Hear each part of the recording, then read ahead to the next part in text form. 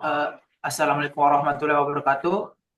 Kali ini kami dari kelompok 6 akan mempresentasikan hasil dari wawancara dan observasi kami.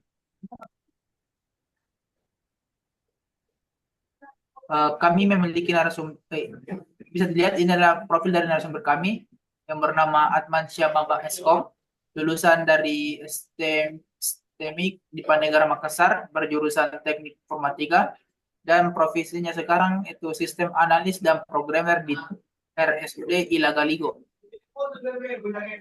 Selanjutnya hasil dari wawancara kami.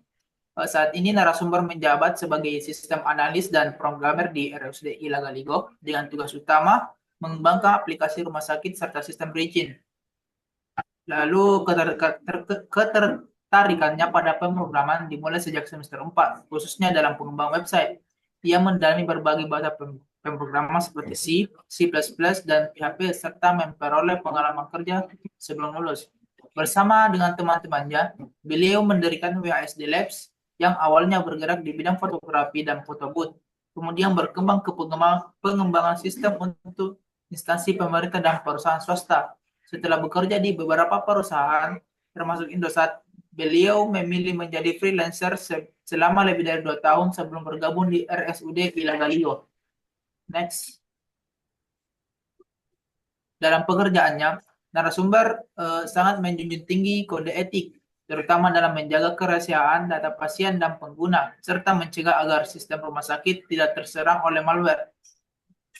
Beliau selalu menyelesaikan dilema etika dengan memahami kendala dan latar belakang permasalahan terlebih dahulu yang terjadi di tempat kerjanya.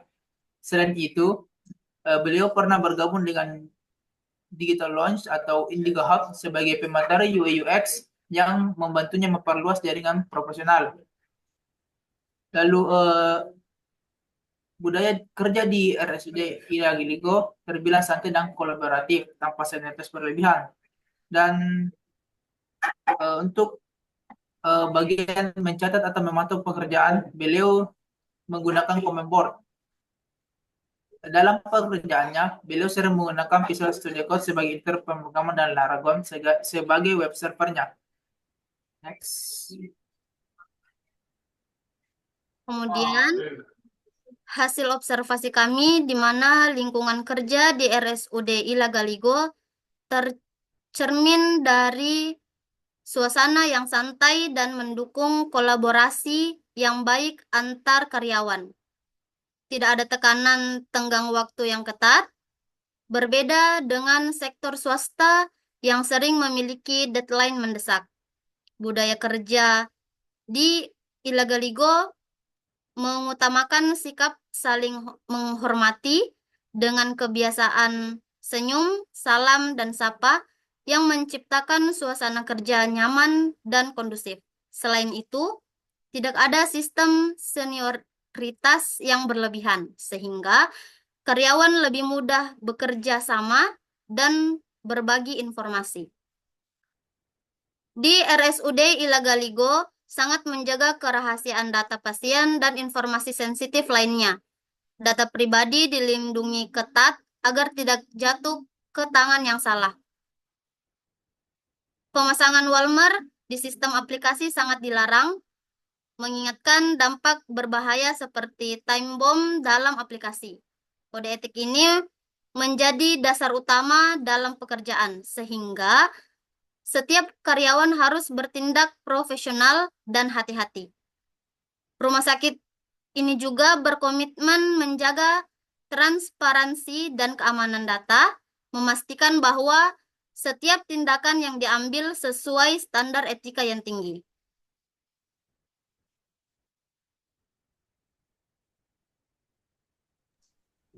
Baik, untuk bagian analisis kami, untuk menjaga integritas dan kualitas pekerjaan, terutama dalam mengelola data sensitif, profesi narasumber sebagai sistem analis dan programmer memerlukan penerapan kode etik yang ketat.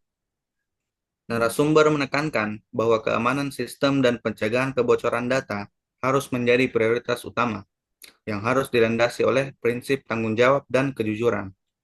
Selain itu, terbukti bahwa bergabung dengan kelompok profesional seperti IndigoHop atau Digital Lounge meningkatkan nilai karena mereka memberikan kesempatan untuk mengembangkan keterampilan, memperluas jaringan profesional, dan juga meningkatkan standar profesionalisme dalam karir TIK.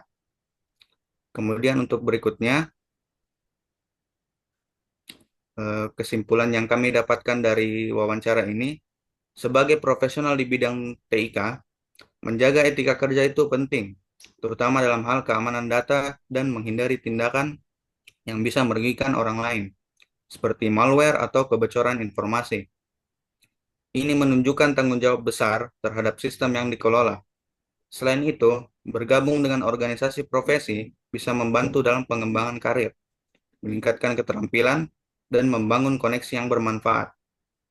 Dengan tetap berpegang pada etika dan aktif di komunitas profesi, kita bisa menciptakan lingkungan kerja yang lebih profesional dan bertanggung jawab.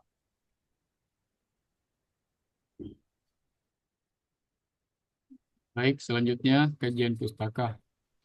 Profesi di bidang TIK terus berkembang, mencakup berbagai peran seperti pengembangan perangkat lunak, analisis sistem, keamanan siber, dan manajemen data. Seorang sistem analis dan programmer di rumah sakit bertanggung jawab memastikan sistem berjalan optimal, aman, dan mendukung operasional medis. Kepatuhan terhadap kode etik seperti yang ditetapkan IEEE dan ACM sangat penting untuk menjaga integritas dan kepercayaan publik. Organisasi profesi seperti IEEE dan ACM dan Apticom juga membantu meningkatkan profesionalisme melalui standar, sertifikasi, dan advokasi regulasi. Tantangan etika seperti penyalahgunaan data oleh platform digital menunjukkan perlunya regulasi yang ketat dan kesadaran etis dalam industri TIK. Baik, selanjutnya itu refleksi dan saran. Kode etik sangat penting untuk TIK, terutama untuk pengelolaan data sensitif. Menurut narasumber kami, integritas, tanggung jawab, dan kepekaan etika adalah kunci untuk menjaga sistem di RSUD Ilaga Ligo agar tetap aman.